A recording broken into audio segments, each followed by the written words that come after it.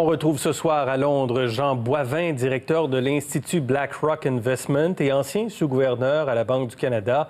Bonsoir, M. Boivin. Bonsoir, M. Fillon. Si je vous demandais d'abord de qualifier la crise économique que nous vivons en ce moment par rapport à ce qu'on a déjà vécu, qu'est-ce que vous pouvez nous dire? Je dirais d'abord que c'est sans précédent en termes de l'impact que ça aura à court terme. On parle de ralentissement, on parle de freiner l'économie, en fait. C'est pas un ralentissement, c'est un freinage délibéré. Et donc, dans les mois et trimestres qui sont présents, on va voir une baisse, une contraction de l'économie sans précédent. Donc ça, c'est une façon de qualifier la situation. L'autre point important, par contre, c'est que les comparaisons typiques en termes de cycle économique, je crois, ne s'appliquent pas à ce qu'on vit présentement. Il n'y a pas vraiment de barème ou de parallèle historique auquel on peut faire référence. On parle, la meilleure comparaison, c'est un désastre naturel qui vient contracter l'activité économique de façon très accentuée. Et le virus, son impact est très, très proche de ce genre de phénomène-là. Donc, ça implique quelques éléments, mais une chose, c'est que l'impact à court terme est sans précédent, mais on le sait que ça va arriver parce qu'on est tous en train d'y contribuer, ce ralentissement économique-là.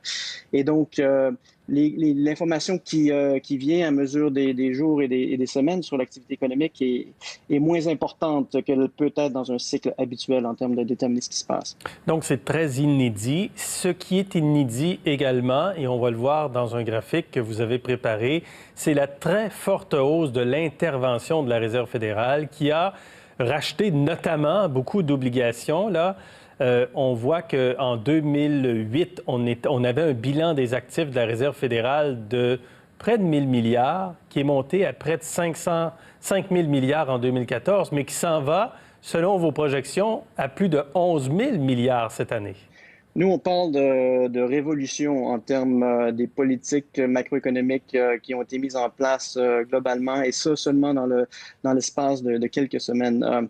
Comme le graphique le montre, ce qui a été décidé et mis en place seulement aux États-Unis, au point de vue de la Réserve fédérale, est d'une ampleur, d'une autre ordre de grandeur que ce qu'on a vu en l'ensemble de la gestion de la crise de 2007-2008. Donc, l'ensemble des mesures qui ont été prises entre 2007 et 2014 pour gérer la crise financière et ne se compare même pas à ce qui a été mis en place en février et en mars cette année au point de vue de la Fed. Donc ça, c'est juste en termes de l'ampleur. Et l'autre partie importante de révolution ici, c'est que non seulement ils ont remis en place des mesures qui avaient été mises en place auparavant, mais ils ont innové.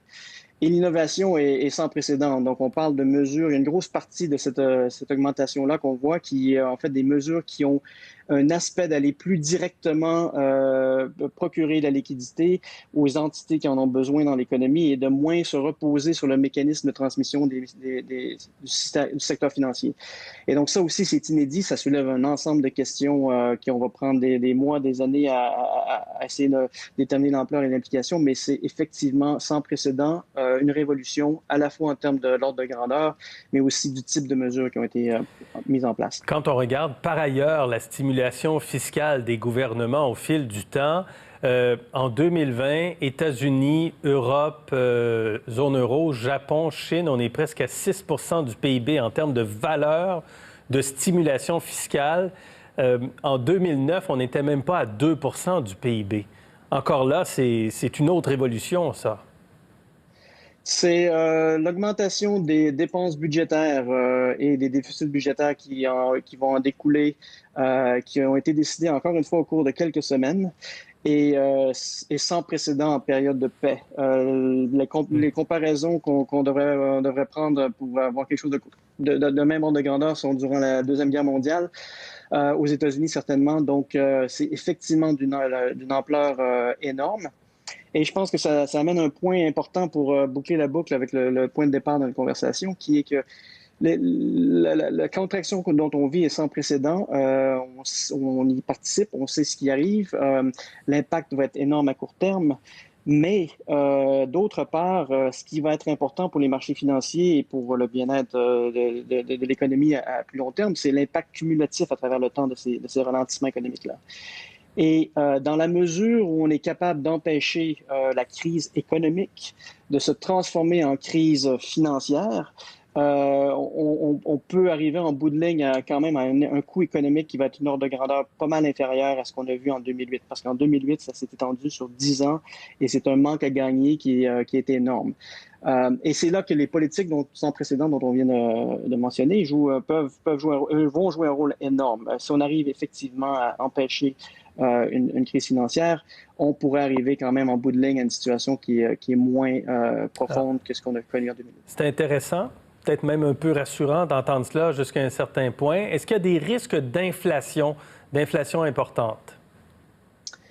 À ce stade-ci, je pense pas que c'est une préoccupation pour personne. Certainement pas pour les marchés financiers, certainement pas pour les décideurs de politique économique. L'inflation va être à court terme, je pense, basse et va être poussée encore plus à la baisse avec le ralentissement économique et la contraction économique que l'on fait Mais face. ensuite? Mais ensuite, la grande question, c'est peut-être pas cette année ou l'an prochain, mais si on prend un horizon à 5 ans, l'augmentation des déficits budgétaires est énorme.